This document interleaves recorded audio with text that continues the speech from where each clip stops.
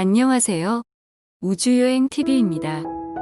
이 사진은 1975년 소련의 베네라 9호가 찍은 실제 금성의 표면입니다. 암석으로 둘러싸여서 실제 화성과도 비슷한 모습입니다. 금성은 우리가 흔히 샛별이라고 부르는 행성으로 해뜨기 전 동쪽 하늘이나 해진 후 서쪽 하늘에서 보입니다. 금성은 그냥 보면 하나의 점처럼 보이지만 망원경으로 보면 달처럼 그 모습이 변하는 이상을 가지고 있습니다. 금성의 대기는 두꺼운 이산화탄소로 덮여 있기 때문에 망원경으로는 표면이 보이지 않습니다. 그래서 화장이 긴 전파를 이용해 관측하고 있다. 금성의 지표를 연구하는 일은 쉽지 않았습니다. 짙은 대기에 가려서 금성 표면이 보이지 않았고 탐사선을 이용하면 금성의 고온과 고밀도의 대기 탓에 기능이 정지되어 오랜 시간 연구를 할 수 없기 때문입니다. 하지만 방법이 없진 않았습니다. 기술의 발전으로 탐사선이 금성에서 좀 더 버틸 수 있는 방법을 찾고 전파를 통해 금성의 두꺼운 대기를 뚫고 지표를 관측할 수 있게 되었습니다. 금성이 화성이나 달과 비슷한 미행성 충돌 빈도를 가진다는 가정하에 구덩이 숫자를 비교해보면 그 수가 상대적으로 적다는 것을 알 수 있습니다. 이는 금성의 지표가 재형성되었음을 알려주는 것입니다. 과학자들은 약 5억 년 전에 대규모의 용암이 흘렀고 이 용암은 많은 수의 구덩이를 메웠을 것으로 추정합니다. 금성의 전체적인 지형을 보면 남쪽과 북쪽 부분은 상당한 차이가 있습니다. 북쪽의 지역은 구덩이가 거의 없는 고원지대로 산들이 많고 남쪽 지역은 상대적으로 평평한 구덩이들이 많습니다. 금성의 내부 구조는 아직 잘 알려지지 않았습니다. 현재 알려진 바로는 반지름이 6,052km, 질량은 4.82x1024kg, 밀도는 5240kgm3입니다. 이는 지구와 매우 비슷한 수치로 이를 바탕으로 금성의 내부 구조는 지구와 비슷하다고 가정합니다. 즉, 금성은 암석의 지각 멘틀, 금속핵으로 이루어져 있습니다. 태양을 기준으로 한 태양계의 행성 배열 순서에서 금성과 화성은 지구의 양옆에 있는 형제 행성입니다. 거리도 가깝고 크기와 물리적 구조도 태양계에서 가장 지구와 닮아 있습니다. 조건으로 보면 둘 다 외계 생명체 후보의 1순위 천체입니다. 금성에는 지금껏 단 2대의 궤도선을 보냈습니다. 그것도 1989년 마젤란 궤도선을 마지막으로 이후로는 아무것도 보내지 않았습니다. 현재 금성 탐사선은 일본의 아카츠키 궤도선이 유일합니다.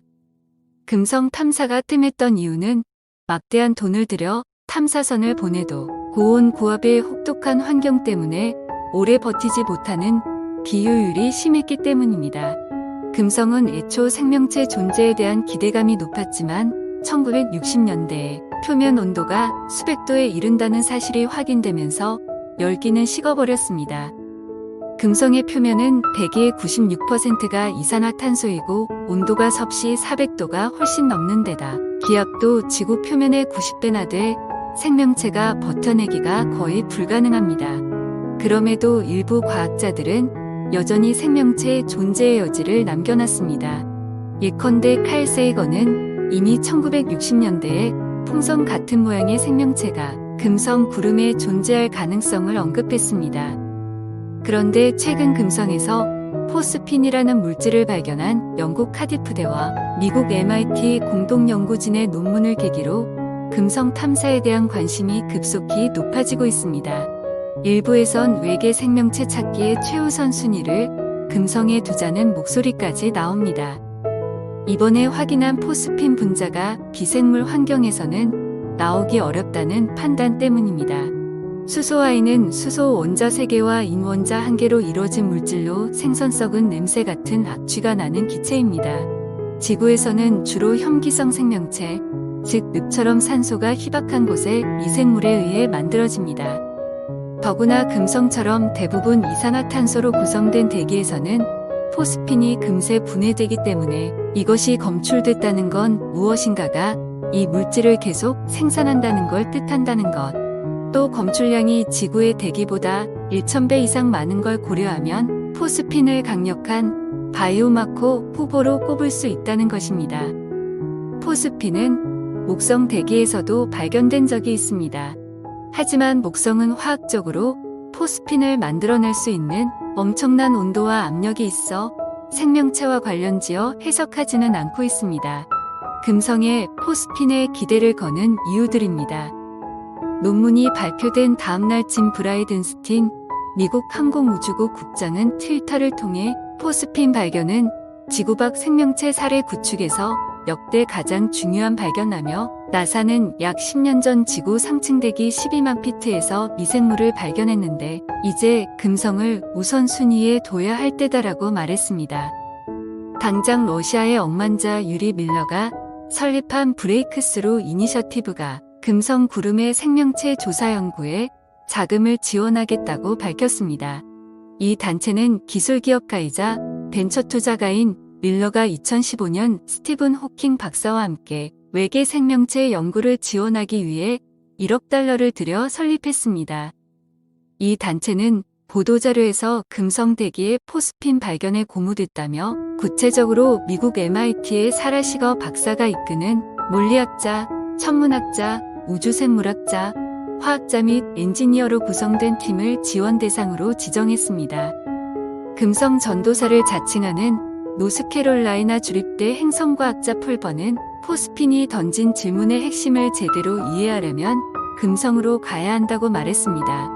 그러나 현재 유일하게 금성 하늘을 돌고 있는 일본의 궤도선은 기후, 날씨, 전문 관측 위성이어서 생명체 흔적 찾기와 관련한 임무를 수행할 수 없습니다. 과학자들은 현재 수성을 향해 가고 있는 베피콜롬보에서 추가 데이터를 기대합니다. 2018년에 발사한 유럽 일본의 합작 탐사선 베피콜롬보는 수성으로 가는 길에 금성을 2차례 근접 통과 미행할 예정입니다. 한 번은 올해 10월 15일, 다른 한 번은 2021년 8월 10일에 지나갑니다. 우주선 운영진은 금성을 스쳐 지나갈 때 탑재된 수성 복사계 및 열적외선 분광계 장비를 이용해 금성 대기에서 포스핀을 찾아볼 계획입니다. 첫 번째 비행에선 우주선과 금성의 거리가 1만 킬로미터가 넘지만 내년 두 번째 비행에선 금성 550km 지점까지 접근합니다. 과학자들은 이 두 번째 비행에서 포스핀을 검증할 수 있는 데이터를 확보할 수 있을 것으로 예상합니다. 포스핀의 발견으로 베피콜롬보의 우주여행이 훨씬 더 흥미진진해지게 됐습니다. 화성 탐사는 미국이 단연 앞서 있지만 금성 탐사를 주도해온 나라는 옛 소련이었습니다. 러시아 아연방우주청 드미트리 로고진 청장은 금성의 포스핀 발견 소식에 러시아는 금성에 성공적으로 착륙한 최초이자 유일한 나라라며 금성은 러시아 행성이라고 논평했습니다. 최초의 금성 착륙선이라 할 베네라 7호는 1970년 뜨거운 금성 표면에서 127분을 버티면서 23분 동안 지구로 데이터를 전송했습니다. 러시아는 1960에서 80년대에 베네라 1에서 16호를 금성에 연속으로 보냈습니다.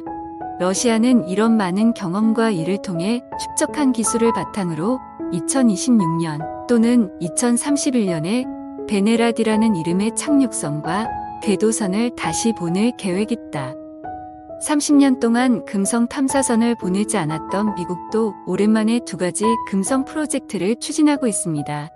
하나는 베리타스 궤도선 프로젝트입니다. 금성의 지형과 중력, 토양 성분 등 표면을 좀 더 자세히 관찰하기 위한 궤도선입니다. 온실가스인 이산화탄소로 가득 찬 금성은 냉각이 아닌 가열을 통해 말라갔습니다. 이 온실효과 재앙 이전에 금성 지표수에 미생물이 있었다면 진화적 압력은 이들을 땅속이 아닌 하늘로 올라가도록 작용했을 것입니다. 고도 수십 킬로미터 상공의 금성 대기는 온도는 견딜만하고 물이 액체 상태를 유지하고 있기 때문입니다. 이번에 포스핀을 발견한 미국과 영국 과학자들은 구름의 물방울에서 세포가 번식하고 이 방울이 표면으로 떨어지면서 건조한 포자가 되는 새로운 생명체 작동 모델을 상정했습니다. 이 포자 중 일부는 바람을 타고 다시 구름으로 올라가 물방울 속에 흡수돼 다시 번식하는 과정을 밟습니다.